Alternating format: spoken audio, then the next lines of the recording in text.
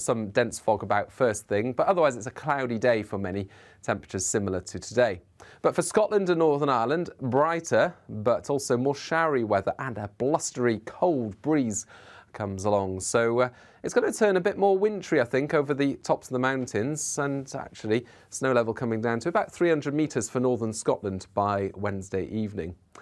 It will tend to settle above 500 or 600 metres. And then the weather turns even colder later this week. It also turns much windier and more unsettled with rain and hill snow. Canary Islands sponsors the weather.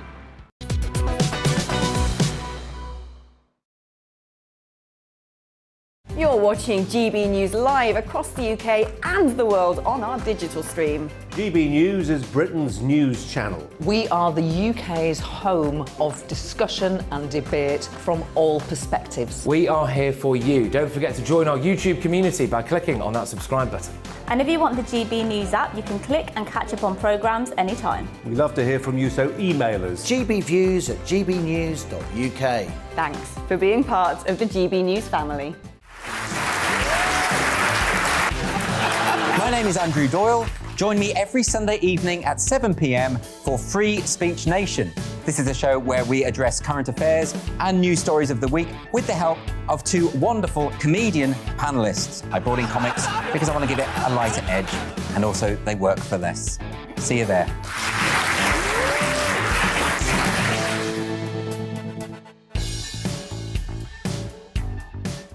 Join my show Farage, 7 p.m. till 8 p.m. Monday through Thursday, and there you will get opinion, analysis, debate, and I'll cover stories that nobody else dares to touch. And then for the last 15 minutes, talking pints. We're over a drink. We have a civilised conversation with someone.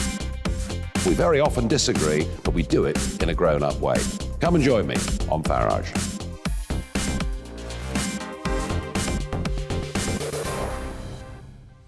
I'm Colin Brazier. I've reported from more than 70 countries around the world, covered wars from Afghanistan to Iraq, from Lebanon to the Balkans. I'm trying to bring that experience, that feel for events, to the studio. And something else. I'm ready to give an opinion. Today's stories with a spark. Brazier from 8 p.m. weekdays on GB News.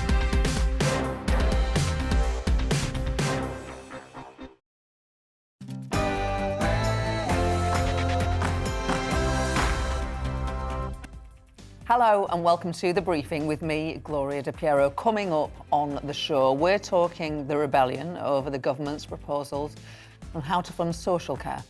Plus, online abuse. We'll speak to the MP who has a plan to stop the trolls, and Black Friday with the MP leading a parliamentary debate on how to protect consumers from being pressured into so-called bargains. But first, it's the news with Tamsin.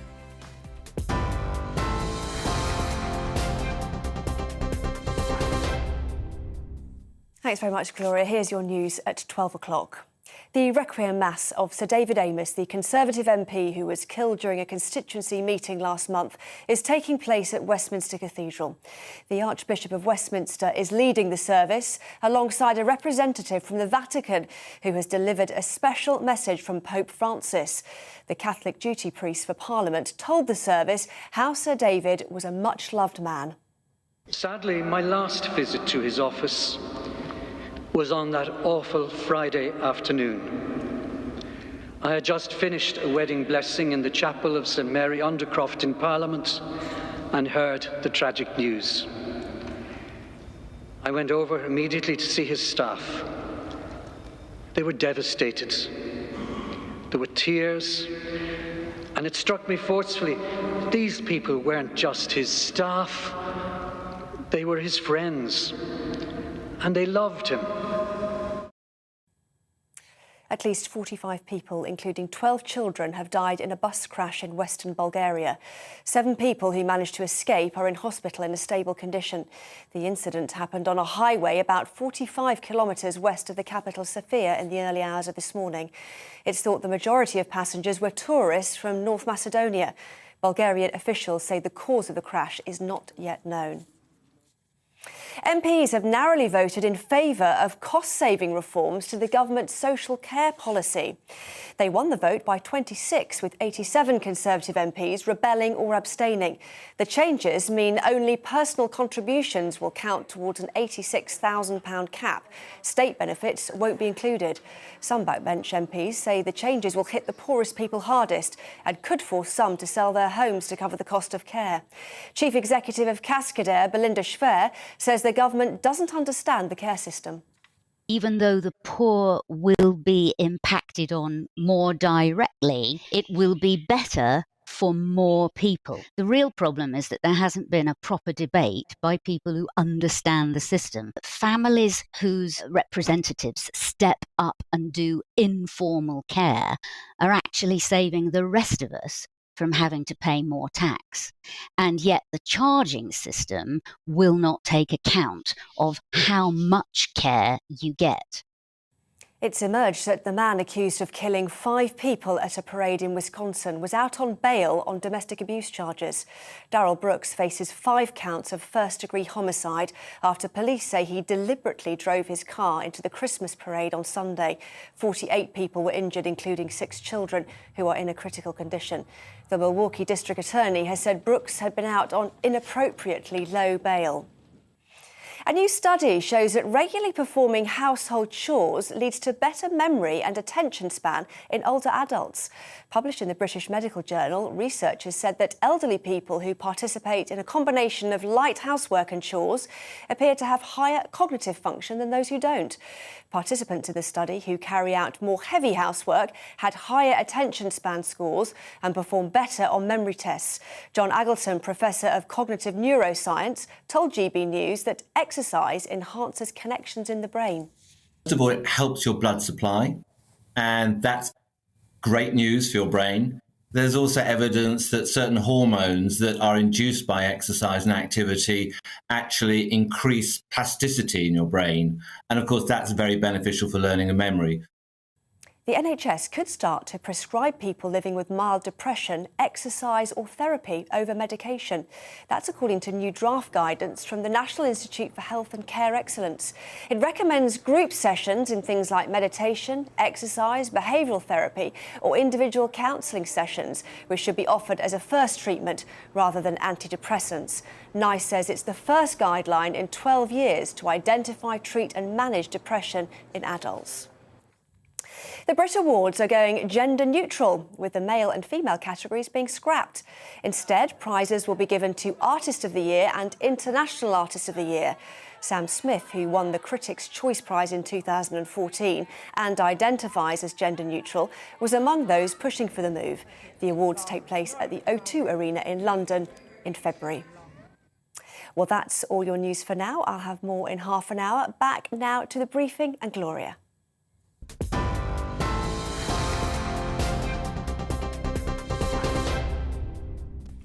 Coming up this hour on The Briefing, we're talking social media abuse. Isn't it time the tech giants took their duty of care seriously? And is Ofsted doing a good enough job? They inspect our schools, but we're talking to an MP who says multi-academy trusts need more oversight. And Black Friday is looming. Will it tempt you to spend? And can you really afford to? I'll be talking with Labour MP Stella Creasy, who's calling for more controls to help people avoid getting deep into debt. Give me your political briefing. Send in your views and opinions by emailing gbviews@gbnews.uk or tweet me at gbnews.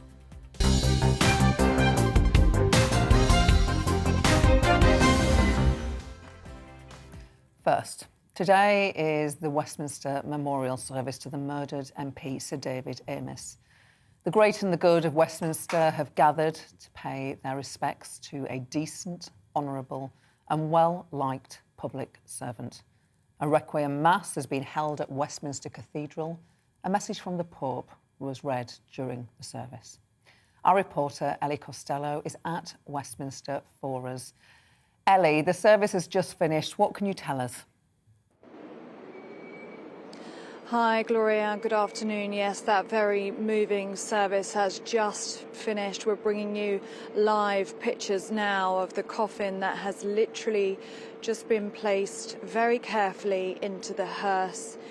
And there are members of the clergy that are just leaving the hearse now. Holy water has just been sprinkled upon that coffin, and the guests are now going to start making their way out of Westminster Cathedral, where that full Requiem Mass has just taken place. So it's just finished in the last few moments. It started at 10:30. It was a very long Mass, about an hour and a half, and the coffin has just very carefully been placed in, and we can see now that is just about to be closed now, and the body of Sir David Amess is going to be taken away for a personal and private funeral service later on with his family. We have just seen the Amess family leave the church as well.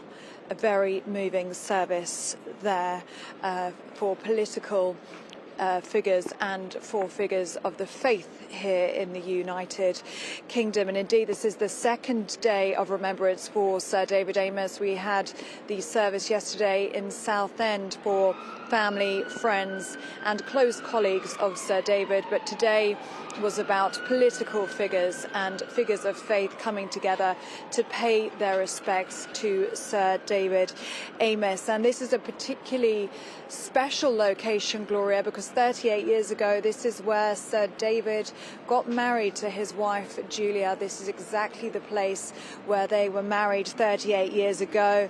And it was actually Reverend Canon Pat Brown who officiated their wedding day. He gave the homily today, so it really was almost a full circle moment, a moment of significance that he delivered that homily here in the very same spot where Sir David was married to Julia 38 years ago.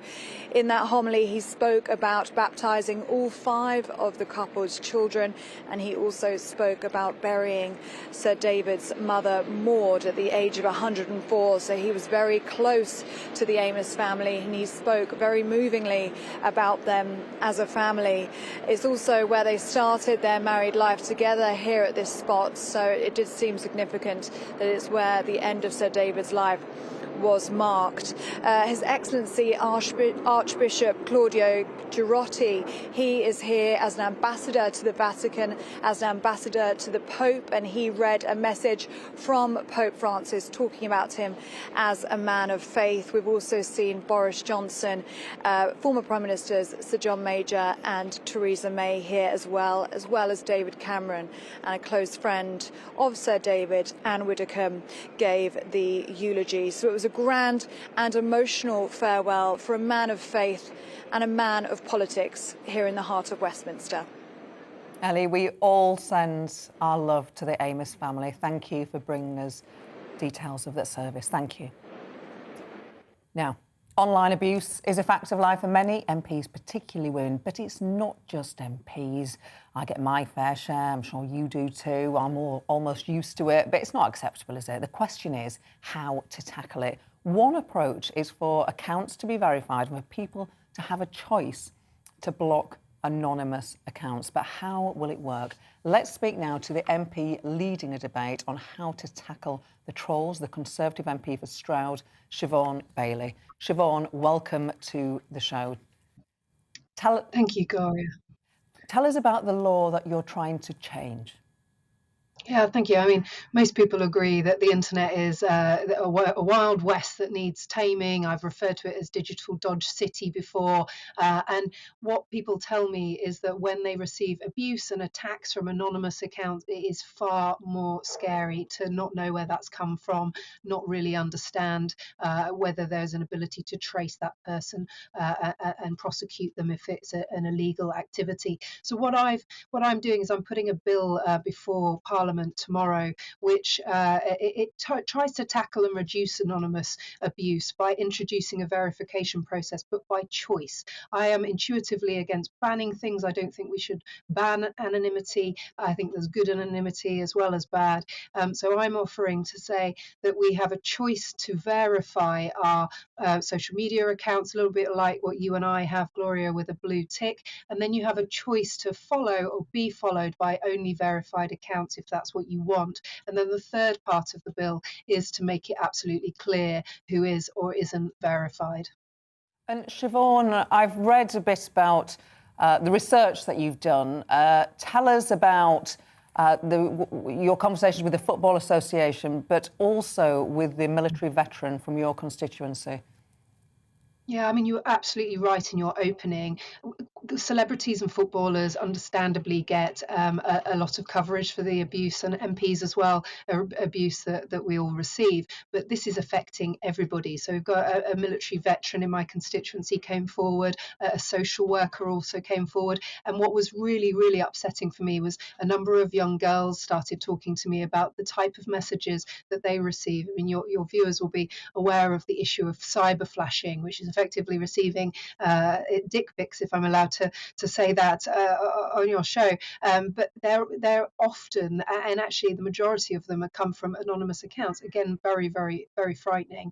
So every day, men and women receive it, and youngsters receiving these types of abuse. Now there are laws already in place to be able to trace even anonymous accounts and to be able to prosecute should they be found to have acted illegally. But what we know is that it's taking up to 2 years to try and get hold of people, and the police find these issues very, very difficult. I think the verification and having details held, I think, will speed things up. It will be a deterrent that people won't be, you'll have to think twice before they start the nasty abuse, because they know that their details are held. And I think it will, giving this choice is a really important part of protection on our social media. Siobhan, you've had your own experience of abuse online. Tell us about the abuse you suffered when you gave birth to your daughter and took 4 weeks maternity leave, absolutely nothing. Yeah. Yeah, well, I mean, I was a counsellor before. I've been in politics for a good few years now. So sadly, the abuse and the sort of it is normalised. We welcome challenges, but it does tip over to quite horrendous language and attacks and threats.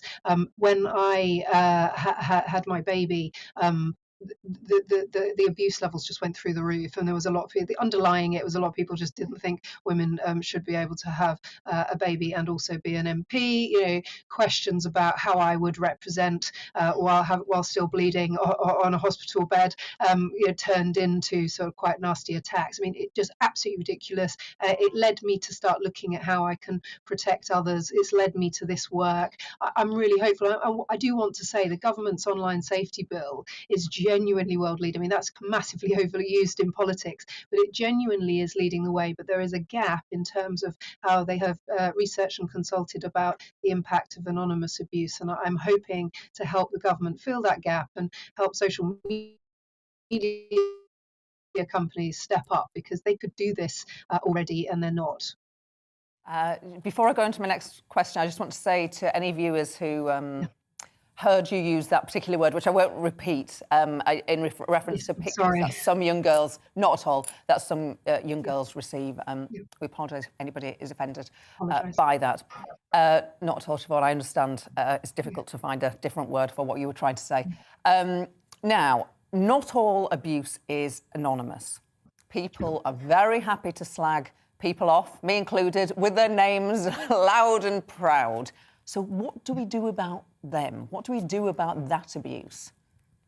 Yeah, no, I mean, you're absolutely right. There needs to be a change of culture. And in my view, part of changing that culture, we need education, we need families to sort of really step in if they're seeing others in their family doing this stuff online. But actually, we need to see prosecutions. So that's where the new legislation that the government is bringing in, the new duty of care and the new regulators in the form of Ofcom, all of that working together will hopefully start to see more frequent prosecutions for abuse and illegal activity online. And it's when we start to see that and people losing their jobs for behaving badly that I think there will be a swifter change of culture. And what is illegal offline should be illegal online. Everyone in the public agrees with that, but we are not seeing that action. But I always describe online abuse as a bit like glue. So if somebody starts with a little bit of a negative comment about me, or a little bit like she's this, she's that, they might think it's funny or sarcastic, but you can see in the comments that quite quickly that can turn into she's an X, which is either a swearlang, and then later on it can be a threat. Or somebody said online, actually with his name attached recently, that my office should be stormed. And that just puts my staff in fear. So there's a big piece of education to do, but I think in terms of the levers that government can pull, we need to have the legislation in place so we can start to see those prosecutions happen. Some people say these are cowards. These are just keyboard warriors. Just ignore them, mute, block, whatever. But we don't need to bring the law into it. They're cowards. Well, I mean, I actually don't read my comments. Sometimes it's like scratching an itch. You do sit down and read through them, but I try not to. But that's why the bill that I'm proposing is actually really important, because it gives social media users choice. So we would be, we're saying that you could only follow or be followed by verified accounts, and I think that giving social media users that choice, which we don't have at the moment, to switch off all those, effectively the bots and the nonsense that we see from anonymous accounts. I think that's key, and I just think at the moment we do feel like the internet kind of happens to us. There are some measures that we can take, and you can cut out certain words, and social media companies have moved on this, but I think there needs to be an extra step, and that's what we're trying to offer. Siobhan, just the while I have your question, if I may. You didn't vote in last night's vote on social care. Why not? Yeah, I think we need more information. The Health Secretary Sajid Javid came to talk to us last night, talked to a number of the MPs that were concerned about that amendment. He spoke passionately. I have a lot of faith in him, and I think there are some positives to the policy that he's trying to achieve. However, I am concerned about the impact on working age adults. We know that social care is often talked about in terms of elderly people, but 54% is working age. I want to see the impact on them.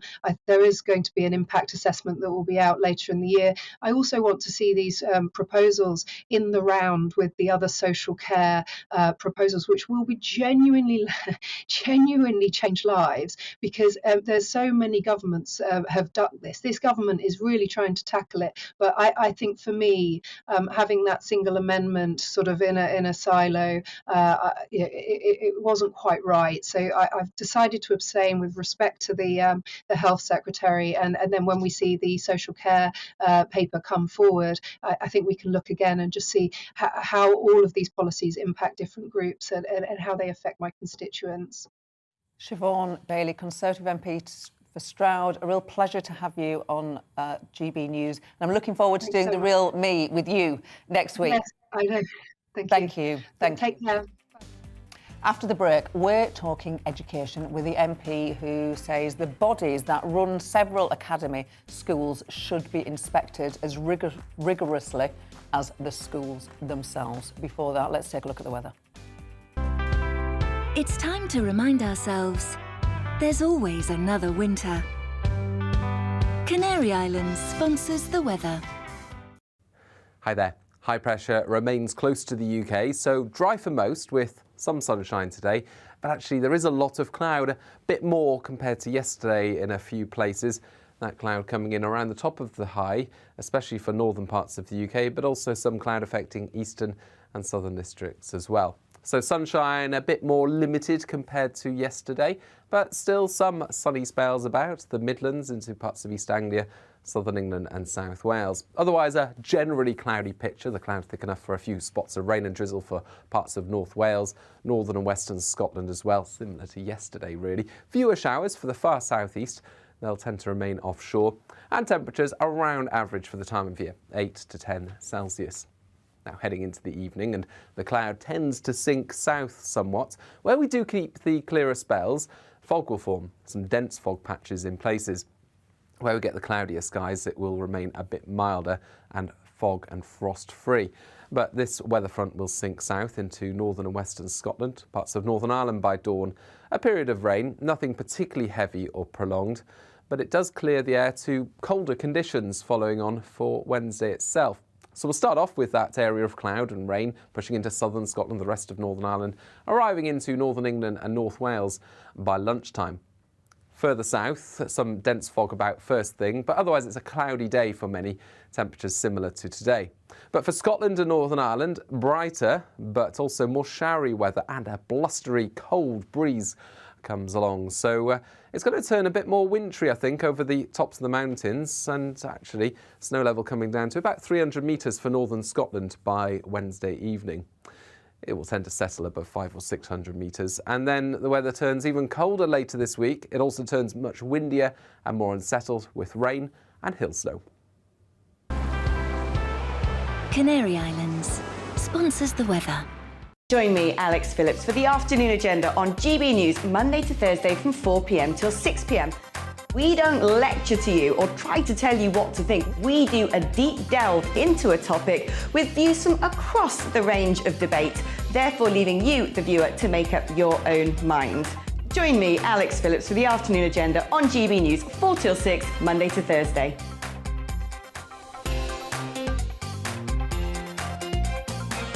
You're watching GB News live across the UK and the world on our digital stream. GB News is Britain's news channel. We are the UK's home of discussion and debate from all perspectives. We are here for you. Don't forget to join our YouTube community by clicking on that subscribe button. And if you want the GB News app, you can click and catch up on programmes anytime. We love to hear from you, so email us. gbviews@gbnews.uk. Thanks for being part of the GB News family. My name is Andrew Doyle. Join me every Sunday evening at 7 p.m. for Free Speech Nation. This is a show where we address current affairs and news stories of the week with the help of two wonderful comedian panellists. I brought in comics because I want to give it a lighter edge, and also they work for less. See you there.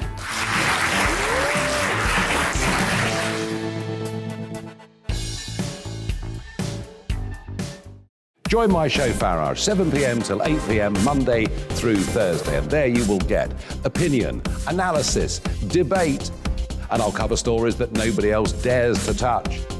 And then for the last 15 minutes, talking pints. We're over a drink. We have a civilised conversation with someone. We very often disagree, but we do it in a grown-up way. Come and join me on Farage.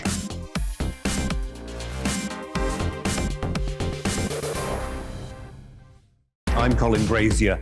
I've reported from more than 70 countries around the world, covered wars from Afghanistan to Iraq, from Lebanon to the Balkans. I'm trying to bring that experience, that feel for events, to the studio. And something else. I'm ready to give an opinion. Today's stories with a spark. Brazier from 8 p.m. weekdays on GB News.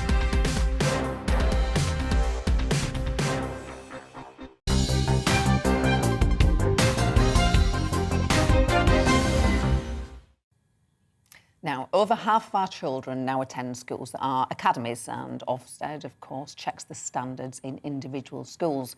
The chains that run most schools are big businesses, often with large numbers of schools under their control. But these so-called multi-academy trusts, they're not inspected by Ofsted. We're joined by an MP now who wants to change that. That is Jonathan Goulis, the Conservative MP for Stoke-on-Trent North. Jonathan, hi, thank you for joining us. Hi, Gloria. Thank you so much for having me on. And apologies, I'm doing this interview outside. The fire alarm just went off in my building for some reason, so stuck on Whitehall now with the phone propped against the wall outside Treasury.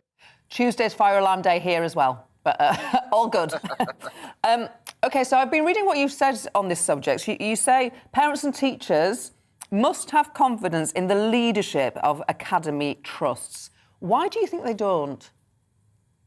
I think the problem is that we went from local educational authorities to multi-academy trusts, which is a really, I think, progressive step. The problem, though, is there have been some examples where I can think of 40, for example, multi-academy trusts who have spent over £1 million on just expenses for their executives. And that's £1 million being taken out of the classroom, taken away from young people, and not being invested into education, but invested on things like flights to America in some cases, which is simply not right. And I therefore think parents want to make sure, particularly in areas, Gloria, that you've represented in the past and I represent today in Stoke-on-Trent, they want to make sure that they know that their kids get the very best education, because levelling up can't succeed without kids in areas like Stoke-on-Trent, North, Kidsgrove and Torque, getting more kids passing English, GCSE and maths and getting onto level 3-4 qualifications. Gulish, you just said something really extraordinary there. So you said, I think, and I'd love you to repeat it, actually, 40, you think, around 40 trusts have expenses. Just tell me again. Yeah, sorry, Gloria. So, yeah, 40 multi-academy trusts have spent more than £1 million on executive expenses. So if I give you the Aspirations Academy Trust, has spent nearly £90,000 for its American-based co-founders to travel back and forth across the Atlantic. That's money being taken out of the classroom. That's simply not right. Wow, that's extraordinary. And your point is that there's no accountability for it. The Education Secretary cannot say what on earth is going on.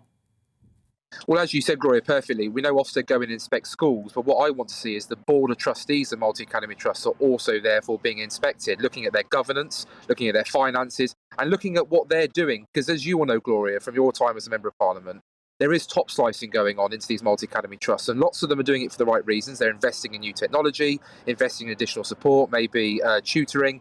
They're also investing in the facilities, which is absolutely the right thing to do. But what we want to see is, are those investments paying off for the pupils in that classroom? And if they're not, why aren't they? And my worry is that we've got some fantastic multi-academy trusts like Star Academies, who are doing brilliant things across the country. We've got the Inspirational Learning Academies Trust in Stoke-on-Trent that's done fantastic work at Norton-on-Moors Primary Academy and Whitfield Valley.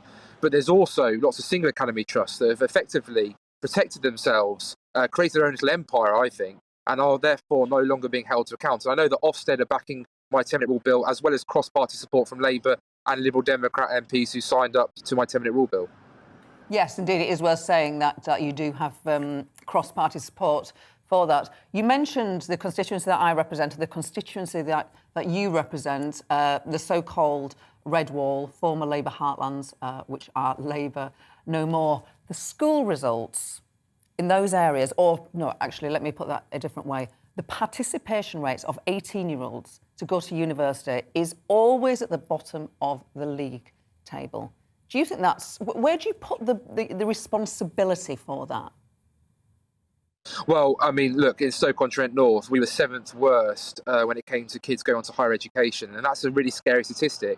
Not because university is the answer to everyone's problems, but because that means there are kids not going on to level 3-4 qualification, and Stoke does rank in the bottom 20% for that. So again, if levelling up is going to mean anything, you can build as many shiny buildings as you want and you can create as many new jobs. But if it's not young people from Stoke-on-Trent getting those jobs in those shiny buildings, buying their new homes, then ultimately levelling up won't succeed. And that's why I think education is the crux of levelling up. And I think that where the responsibility lies is making sure that we have a really diverse range of options, from apprenticeships to college qualifications like T-levels and university, and making sure that young people in places like you and I represented, have access to those and understand the differences and the viability of those options, and making sure that those businesses based in the southeast at the moment see the opportunities of coming to a place like Stoke-on-Trent, investing in a very loyal workforce, a hard-working group of people, and see that the fact that this is a place very much on the up, as we've seen with recent levelling up funding commitments, 550 home office jobs, 29 million for the Transforming Cities Fund,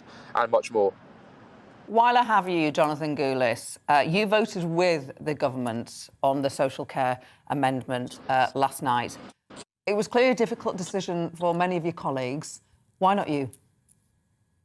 So, look, it was difficult, and I'm not here pretending for a second that this was an easy decision, nor do I think what I voted for is a perfect system, but it's certainly an improvement on what currently exists. And let's not forget that 1 in 7 currently over 65s are paying over £100,000 towards their care. By putting that cap, that means that we're protecting a lot of people. We're also making sure that when it comes to increasing the threshold above which people meet the full cost of their care to 100,000, so increasing that from 23,000 up to 100,000, that's going to have a huge impact for the people of Stoke-on-Trent. Ultimately, people wanted us to take a decision. This has been dodged for decades of parties of all political colours.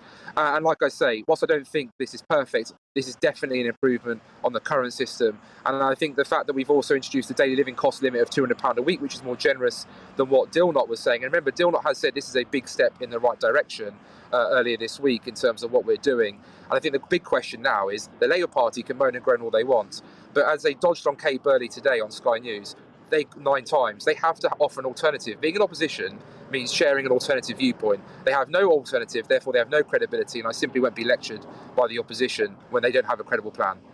OK, Jonathan, finally, and briefly, I noticed that we were talking social abuse with your colleague, actually, I should say, Siobhan Bailey, earlier.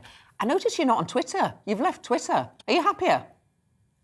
I am so much happier since I came off Twitter. I mean, I normally call it something a bit ruder, but I won't say that on daytime TV. But I'd rather speak to Bob from Stoke than Bartholomew from London. And that's what I'm doing on Facebook, and that's what I'm doing when I'm out and about across the constituency. I think Twitter is a cesspit. Right. It's designed to bully and intimidate, and the best thing we can do, to be quite frank, is ignore it. Great to have you on, Jonathan Goulis, Conservative MP for Stoke-on-Trent North. Thank you. Coming up, are you feeling the pressure to take advantage of Black Friday deals? We talk to the MP leading a debate on how to protect consumers from feeling pressured into so-called bargains. But first, the news with Tamsin.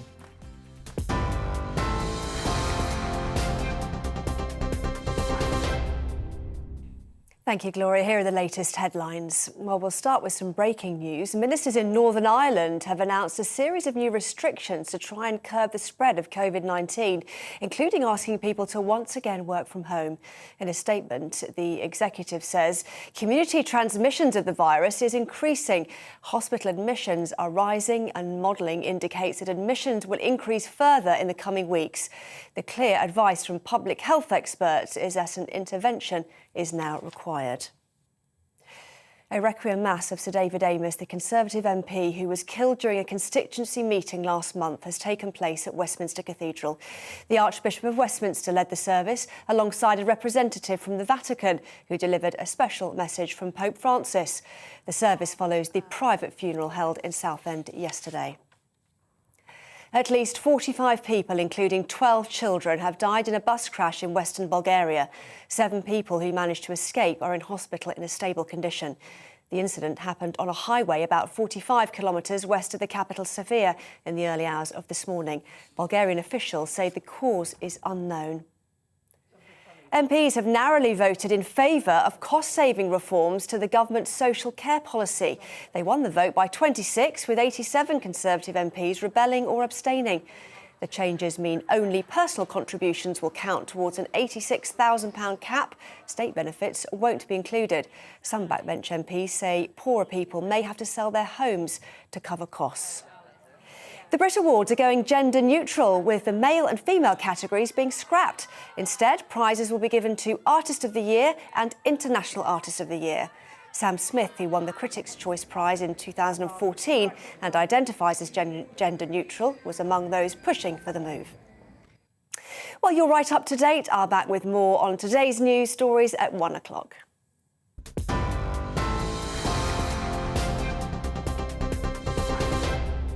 You're watching GB News live across the UK and the world on our digital stream. GB News is Britain's news channel. We are the UK's home of discussion and debate from all perspectives. We are here for you. Don't forget to join our YouTube community by clicking on that subscribe button. And if you want the GB News app, you can click and catch up on programmes anytime. We love to hear from you, so email us. gbviews@gbnews.uk. Thanks for being part of the GB News family. My name is Andrew Doyle.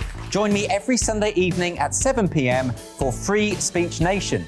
This is a show where we address current affairs and news stories of the week with the help of 2 wonderful comedian panellists. I brought in comics because I want to give it a lighter edge, and also they work for less. See you there.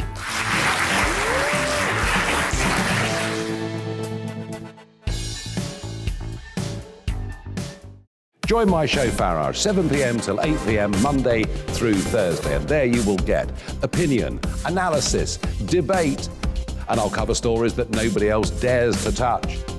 And then for the last 15 minutes, talking pints over a drink we have a civilised conversation with someone. We very often disagree, but we do it in a grown-up way. Come and join me on Farage.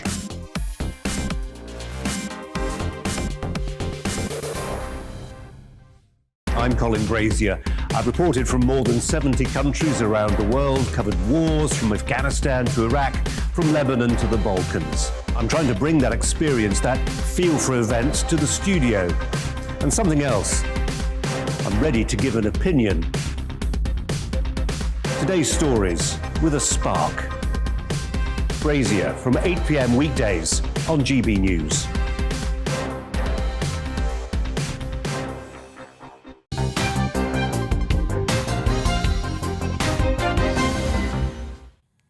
Welcome back.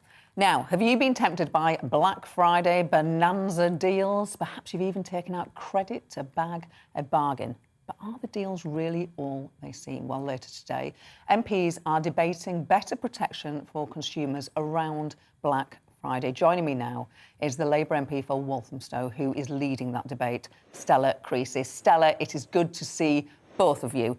Thank you for coming on. Now, there's research out today saying that almost every product being promoted as a Black Friday deal at big retailers is likely to be available for the same price or less at some point over the next 6 months.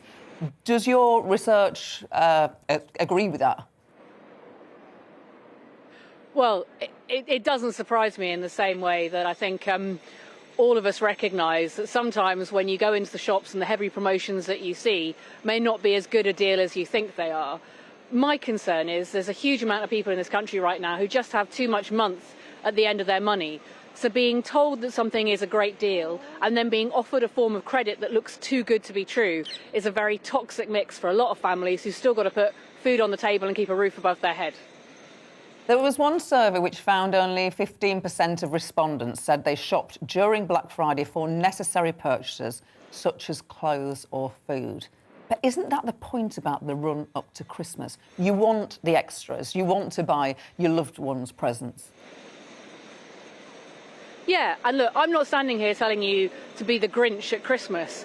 What I'm really worried about is that in the last 2 years, we've had a perfect storm where a new form of credit has come to the UK. It's called Buy Now, Pay Later. You'll see in the adverts of companies like Klarna and Lay-By and ClearPay, and people are shopping more online. In fact, in 2019, more money was spent online than in bricks and mortar shops. But this form of credit isn't regulated. It benefits from a loophole in our law that says because they don't officially charge interest to consumers, they don't have to follow the same rules about checking that it's affordable and treating you fairly. They make their money from the retailers, and the retailers in turn make their money from encouraging you to spend more using that form of credit. So the studies show us that people spend on average 20 to 30% more if they can shop using Buy Now, Pay Later. Now, for some people, it might be a good way for budgeting, but for an awful lot of people, especially people who are struggling financially, it becomes a habit, and it becomes a habit that's getting them into a lot of financial difficulty. So we've now got a lot of research showing people are struggling to pay back these loans because they are a form of loans, they are a form of credit, but a lot of people don't realise they are. Or increasingly what they're doing is not paying other bills like their rent or their food bills in order to pay back these companies who've lent them. So what seems like a great deal at the checkout can have a really nasty aftershock for a lot of people. And because it's not regulated, you can't complain. So if you were to do the same using a payday loan, for example, you could at least go to the financial ombudsman if you thought you'd been missold credit. With these companies right now, you can't do. And that's what really worries me. We're heading into Black Friday and indeed Christmas when a lot of people, especially understandably over the last couple of years, will want to treat their families. But if they wake up on January the 1st with a big bill from these companies and they can't get any support for it, it could be a very nasty 2022. But Buy Now, Pay Later credit, that has overtaken the use of credit cards with younger consumers. Lots of people would say that's a good thing because you don't get this big wad of money. I remember doing it in my 20s. You get an amount of money in its thousands, and you incur big interest fees because it takes you a long time to pay it off. Whereas the Buy Now, Pay Later schemes, it's often for a very small amount for a specific purchase. I think Klarna say the average loan or Buy Now, Pay Later is £75, which is much better than the £1,000 you can get on credit cards, isn't it? Well, beware turkeys telling you that Christmas is a bad idea, because we know a lot of people owe money to companies like Klarna, and that's where they make their money. It's the habit that people get into. What worries me is the evidence we have from Experian that 30% of people are using buy now, pay later to buy items that they couldn't otherwise afford. If you've got no month at the end of if you've got too much month at the end of your money, you can't afford something. But these sites make it look a lot easier to buy things. So what should be a £100 pair of trainers suddenly only costs you 30 quid, except they do cost £100, and the next month you've still got to find that money. We're seeing an awful lot of people, especially younger people, coming to get debt crisis help now because they've got into difficulty with these forms of credit. And as I say, they can't go to the Financial Services Ombudsman if they think they've been missold that credit. When you look at a lot of websites, it's not entirely clear that it's buy now, pay later, or indeed that there's a risk about your credit history, or that you've got to get into a credit agreement with these companies. Now, any other form of credit, and I'm not here to bang the drum for credit cards at all, would at least come with those warnings. So one of my messages today is that I want to see retailers being responsible.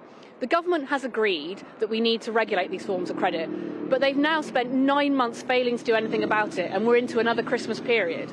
In the absence of that regulation, the absence of a fair, level playing field for consumers, I want to see retailers and the government warning people about the risks of getting into credit agreements that you can't pay back, and warning people that what looks like a good deal might not be such a good deal come January the 1st.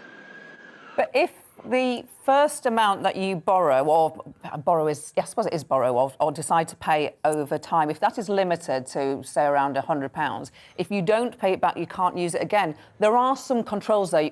I mean, you're right to say you're calling for more regulation, but there are some controls in place at the moment. Well, actually, that's not the case. And what we hear from these companies is even if you miss a payment, they'll let you continue to use their service if you make a payment. But that, to me, should be a red flag that somebody's struggling financially and maybe overcommitting themselves. We also know that a lot of people get into multiple deals with multiple buy now, pay later lenders, just like they did with the payday loan companies, where they'll go from deal to be able to pay for things. And because these companies, again, don't have to follow the regulatory rules, they don't have to report to the credit checking process. So other companies might not know that you've got several £100s worth of debt outstanding to one buy now, pay lender, and you've gone to another one. We have really strong rules for other forms of credit. What I don't understand is why these companies think they're so special that they shouldn't have to follow them, and then consumers have the right protections, they have the right information, and they can make better choices. And that's what we're calling for today. Isn't it the government that are at fault rather than the companies? Isn't it the government that is dragging their feet on these regulations rather than the companies? And so what you're trying to do today is get a timetable from the government, who are the only people that can introduce the regulations. Well, just like the legal loan sharks that were the payday lending company, all these companies tell me that the others are the bad guys and they're the good guys. It's a bit like ferrets fighting in a sack. So I will hold Klarnas and the Laybys and the Clearpays accountable for the debts they might get people into, because I believe that conversations they're having with the retailers about how to push their products on the websites are designed to make the retailers money. After all, they're their clients, rather than protect consumers. But yes, I also want to see the government acting quickly. You know, they opposed our call for regulation. They did a U-turn, supported it. Great. We had the Woolard review. It was an independent review by the Financial Conduct Authority that said, yes, absolutely, this form of credit needs to be regulated because of the damage it's doing to consumers. That was all back in January and February of this year. We're now into November, nearly December, and the government's only just published a consultation about what they might think about doing about these companies, and that won't finish till January. It's too late for Christmas 2021, a Christmas when we know many retailers are saying to people, look, last Christmas was terrible because of lockdown. This Christmas, go out, treat yourself, indulge it. I don't want people to not feel like they can indulge their families and look after their families and give them a special Christmas, but I want to make sure they don't get ripped off in the process. That's why we urgently need the regulation. In the absence of regulation, the government has got to warn people, because we all agree this form of credit, unregulated, is a problem. Stella Creasy, it is always a pleasure to have both of you on GB News. Nice to see you. Thank you, Stella. Now, it seems to be going from bad to worse for the Prime Minister at the moment. He's had 3 weeks of dreadful headlines, sleaze, second jobs, Northern Transport, and now social care. And that's before we get to yesterday's interesting speech to the CBI. Let's just take a look. The pace of change is now going to accelerate like a new Tesla, because I can tell you as a former motoring correspondent, EVs may not burble like sucking doves, and they may not have that rum, rum, rah, rah that you love. But they have so much torque that they move off the lights faster than a Ferrari. And with fantastic broadband,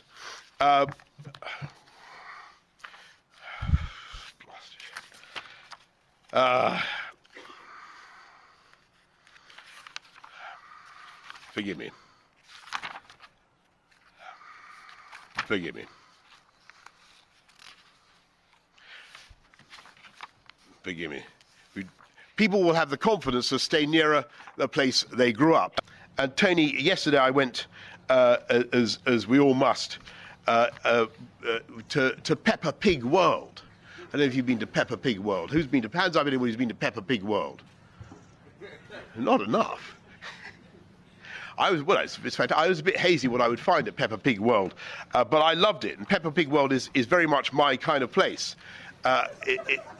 It has very safe streets, discipline in schools, heavy emphasis on new mass transit systems, I notice, even if they're a bit stereotypical about Daddy Pig. What did you make of that? Well, let's speak now to our political correspondent, Tom Harwood, who is in Westminster for us. Tom, that hurt to watch that clip. How are Tory MPs feeling about it?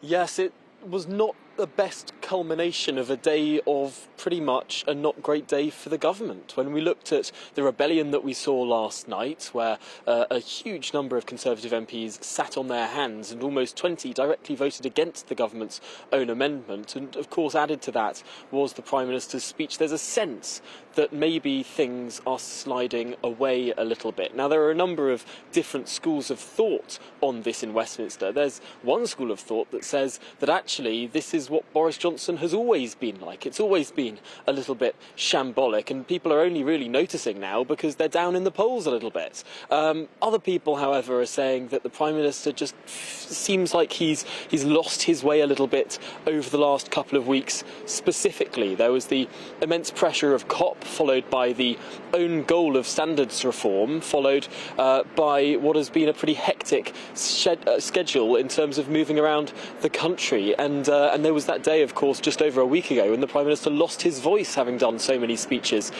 in both Number 10 and in Parliament, and later on at the Lord Mayor's banquet as well. So really, is this a Prime Minister who is running out of steam a little bit? Does he just need a bit of a Christmas break to get back on top of things? Or is there something more meaningful about what's going on in terms of the mechanism of Number 10, in terms of whether people are feeling like that is something that is well structured, or does there need to be changes there? There's many different discussions, and I think Number 10 have got a bit of work to do to rebuild trust with so many of their MPs.